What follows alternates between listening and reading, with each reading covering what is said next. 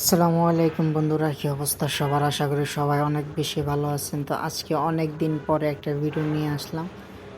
এর মধ্যে অনেক লং একটা গ্যাপ পড়ে গেল, তার মধ্যে কোনো ভিডিও করা হয় না।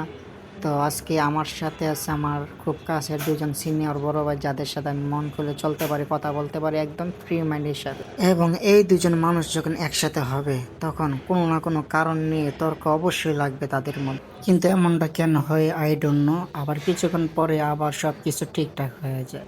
এবং আজকে যেহেতু ফ্রাইডে, তাই ভাবলাম যে একটু হাঁটতে বের হই। তো আমরা এখন আছি পুস্তকালয় ব্রিজের উপর, যেটা ঢাকা টু মাওয়া রুটে। এবং আজকের দিনটা ছিল এক অন্যরকম সৌন্দর্য, যা আজকের ওয়েদারটা দেখছেন, জাস্ট ওয়াও।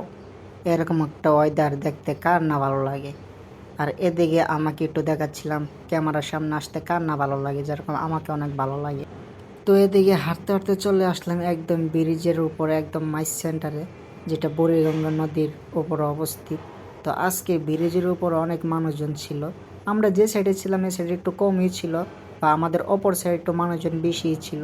আর আজকের ওয়েদারটার কথা কি বলবো গাইস, একদম অসাধারণ। এবং এরকম একটা বিকেল কার না ভালো লাগে উপভোগ করতে, যদি আকাশের অবস্থাটা এত সুন্দর দেখায়। আজকের ওয়েদারটাই ছিল অন্যরকম, যে আমি এই ওয়েদারের প্রেমে পড়ে গেছি। আর আমাদের অপর সাইডে ছিল সেনাবাহিনীর ক্যাম্প, এবং এই সময়ের ভিতরে আমরা তিনজনে মিলে ছবি টবি তুলে একদম ফাটাইয়া ফেলছি।